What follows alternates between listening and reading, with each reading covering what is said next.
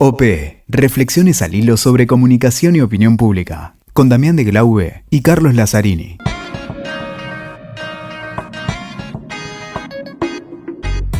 Hola, ¿qué tal? ¿Cómo les va? Acá estamos en un nuevo episodio de OP Podcast, ya en esta quinta temporada, tercer episodio. Quinta temporada, Cari, no me canso, lo digo. Agradecemos a los Ahí viene el autobombo de Damián. De la Trujilla, a la ciudad de Necochea, a las chicas de WeTalker, una genia siempre.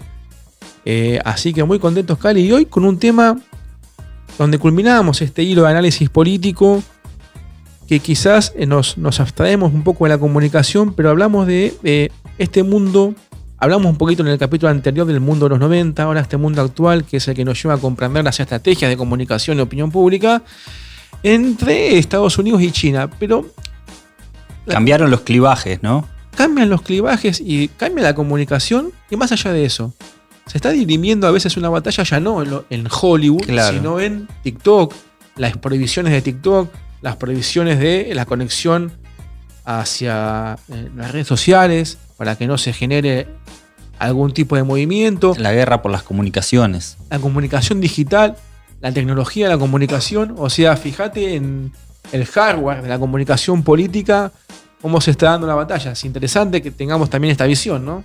Por eso va a ser muy importante charlar, poder conversar con Daniel Montoya. Desde Córdoba, característica aquí de la República Argentina. Vamos a ver cómo sale la comunicación con esto de las sierras. Y los objetos voladores no identificados que están de moda. Claro. Hablando de su libro. Si no hay interferencia, hablando de tecnología, ¿no? Exacto, de su libro entre Estados Unidos y China, la batalla que se viene. Así que bueno, Cali, veamos un poquito cómo golpea todo esto. Ahí vamos con Daniel, que además, hay que decirlo, es un colega y amigo. Claro, es un podcaster. Un podcaster, exactamente. Así que siempre escuchamos, por supuesto.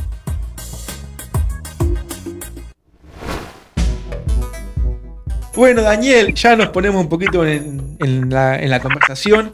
Y en este mundo que vos analizaste en un libro genial, que les decimos cómprenselo, está muy bueno. Tenemos China y Estados Unidos. Tenemos ese combate del siglo pasado de socialismo, capitalismo. Tenemos un mundo donde la comunicación política se está matando entre fascismo y socialismo sin sentido, donde eso define cosas, o después de la comunicación se va a la gestión y no es tan así, y es un mundo más entrelazado, más complejo. Y, a ver, Damián, gracias antes que nada por la posibilidad, esto que me invitan, me abran esta casa virtual que tienen ustedes en las redes.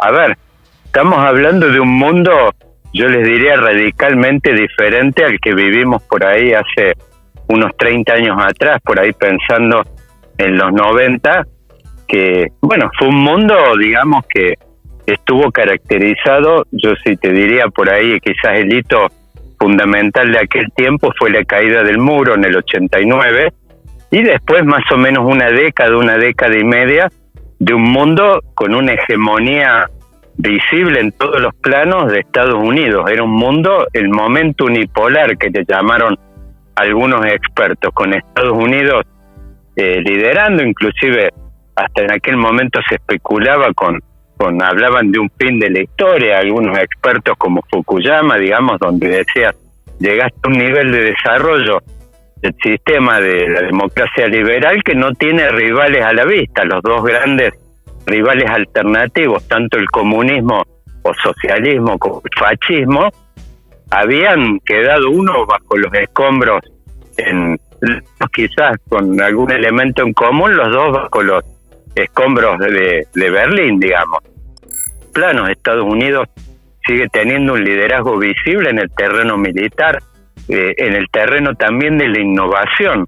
Si uno, digamos, ve todo lo que tiene que ver, y en el plano de la tecnología, seguramente, todo lo que tiene que ver con las grandes invenciones alrededor de este petróleo del siglo XXI, que son los semiconductores, que no significa nada más y nada menos que la posibilidad de procesar mucho mayor cantidad de datos que por ahí el campamento o el adversario, el enemigo que está enfrente tuyo.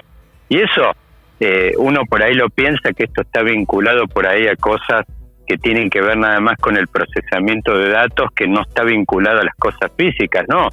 Vimos, por ejemplo, con toda la crisis del COVID, que por ejemplo la cantidad de chips que, por ejemplo, tienen contenido los autos, por ejemplo, hubo una gran disrupción en la producción de autos que tenía que ver con los problemas que hubo durante la pandemia en las cadenas de abastecimiento. Entonces, esto tiene mucho que ver con el mundo físico. Obviamente, en el mundo militar pega de lleno porque no es nada más y nada menos que la capacidad de orientar, por supuesto, armamento de última tecnología hacia un blanco en particular y que no tengan prácticamente, yo te diría, una tasa de fallas igual a cero. Si uno tiene que contrastar contra el mundo, por ejemplo, de la época de la Segunda Guerra, se han hecho muchas estimaciones en estos tiempos donde se ha visto que 2/3 de todos los bombardeos que hubo en ese momento caían en cualquier lado. No había tecnología, capacidad, armas inteligentes que tuvieran la capacidad de orientarse hacia un blanco con eficacia. Bueno,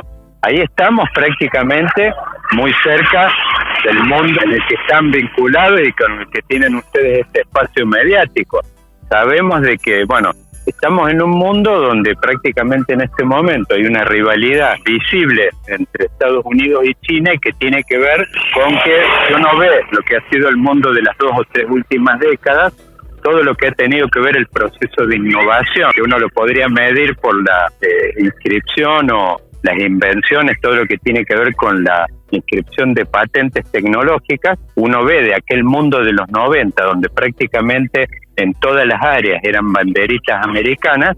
Bueno, en la última década en particular, casi todo el proceso de innovación ha estado liderado por China. Entonces, ahí se plantea una situación que, por supuesto, los expertos en relaciones internacionales lo llamaban de aquella época como la trampa de Tucídides, que no es nada más y nada menos que por ahí lo que nuestros abuelos lo comunicaban con un refrán que decía: caballo que alcanza a ganar quiere. Se está planteando una situación de ese tipo. Si todas las cosas continuaran como venían hasta ahora, sin ninguna alteración en el status quo, lo que está claro que China, en el curso más o menos de 2 décadas, todavía eso no es demasiado inminente, va a tener un liderazgo sobre Estados Unidos en la mayor parte de los planos y va a haber recortado una ventaja en un sector fundamental, estratégico, decisivo, que es donde Estados Unidos tiene un liderazgo sobre todos los otros, que es en el terreno militar, y por ahí también todo lo que tiene que ver con la conquista del espacio,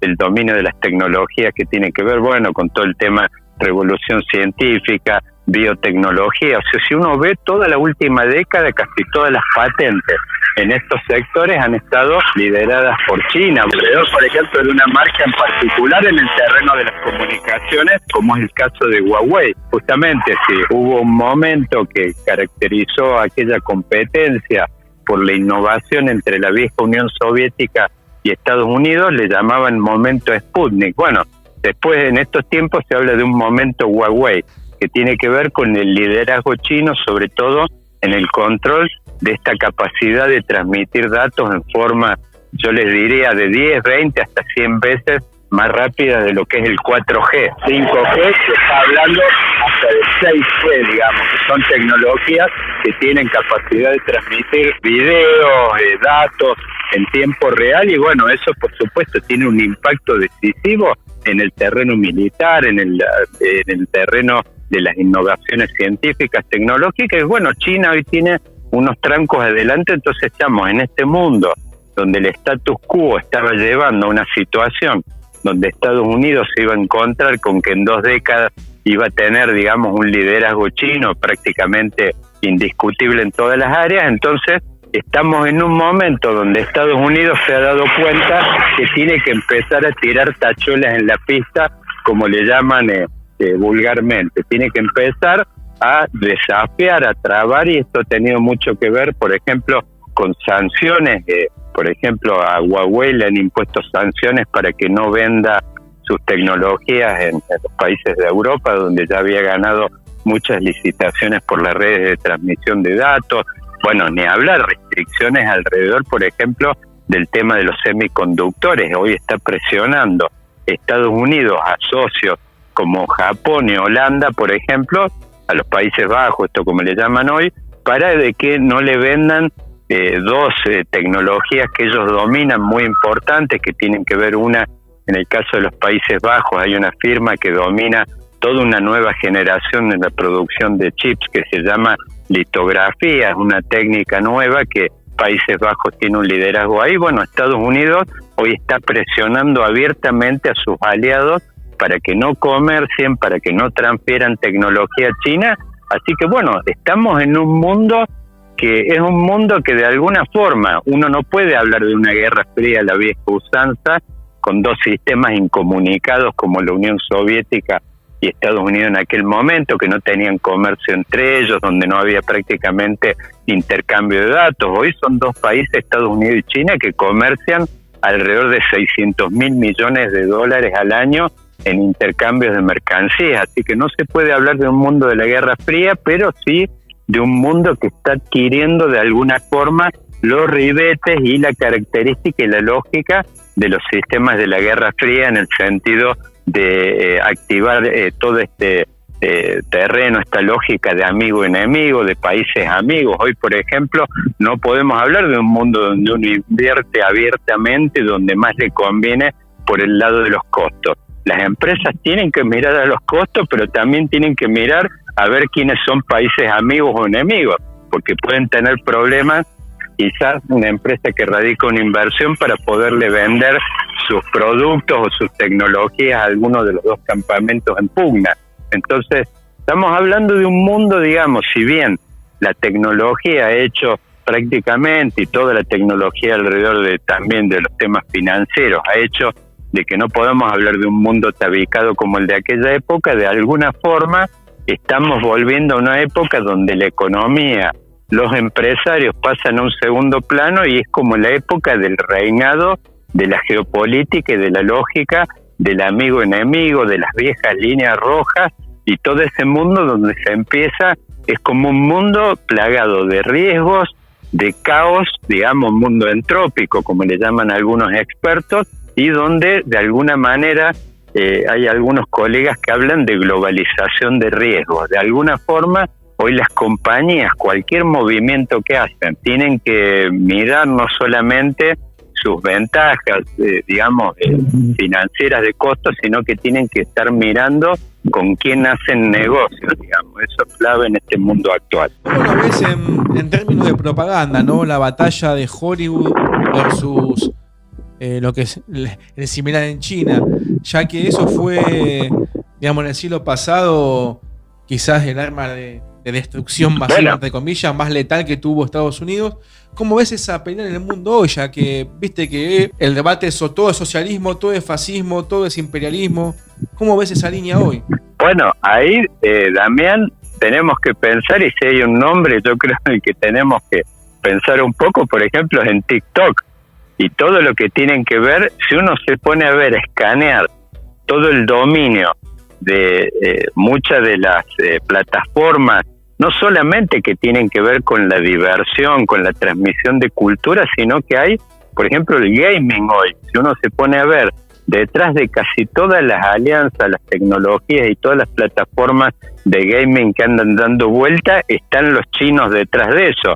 Entonces, en este momento, si hay un plano de la batalla, yo diría, de la guerra, de la batalla cultural en este plano, así vos mencionaste el caso de Hollywood, así como en un momento Estados Unidos tuvo una gran capacidad para transmitir sus valores, su cultura, digamos, su lógica, digamos, de sistema económico y político, fue a través un poco usando el soft power, el poder blando de Hollywood y de todo lo que tenían que ver, por supuesto, con sus artistas, sus teatros y esas cosas.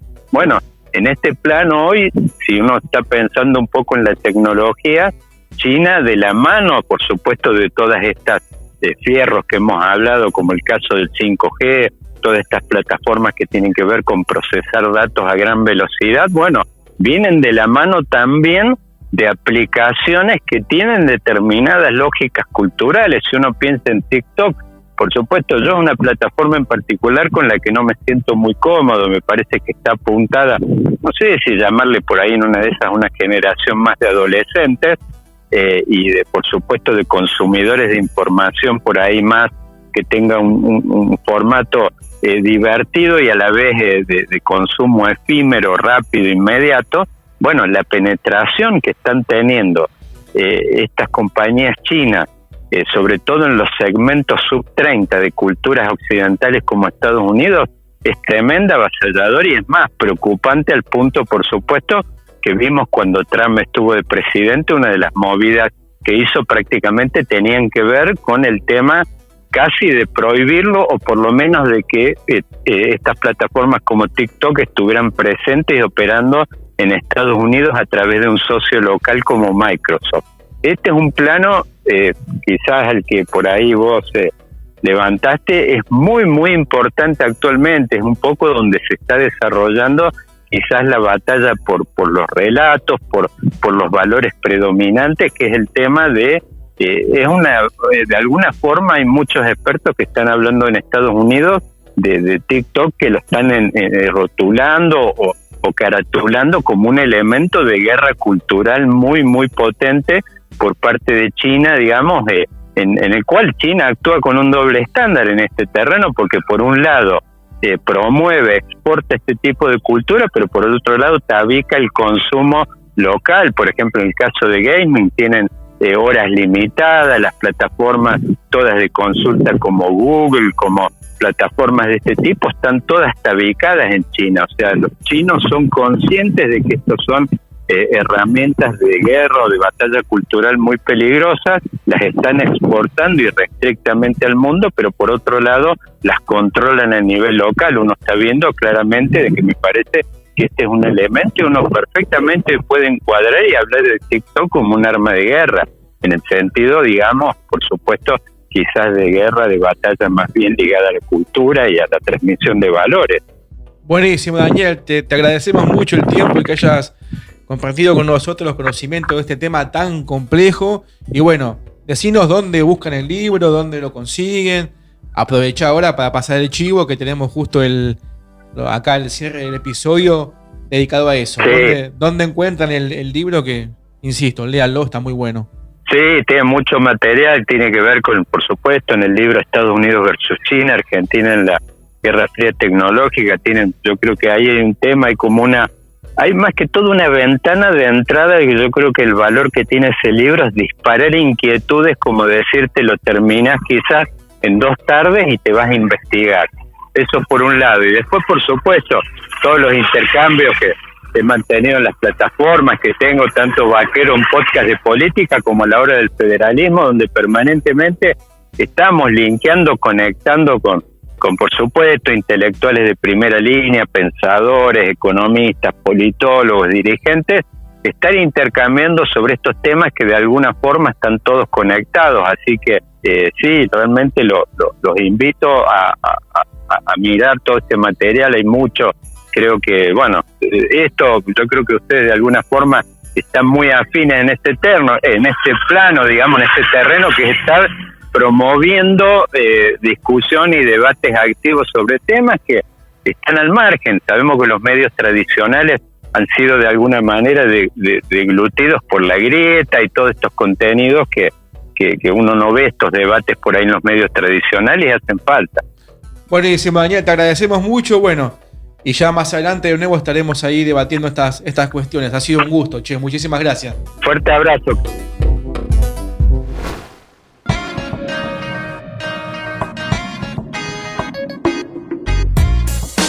Bueno, esperemos que ahí la magia de los editores, nuestros amigos editores, haya logrado... Oni y las chicas de WeTalker siempre te dan solución. Exactamente, evitar alguno de las interferencias. Lo habíamos anticipado, no era...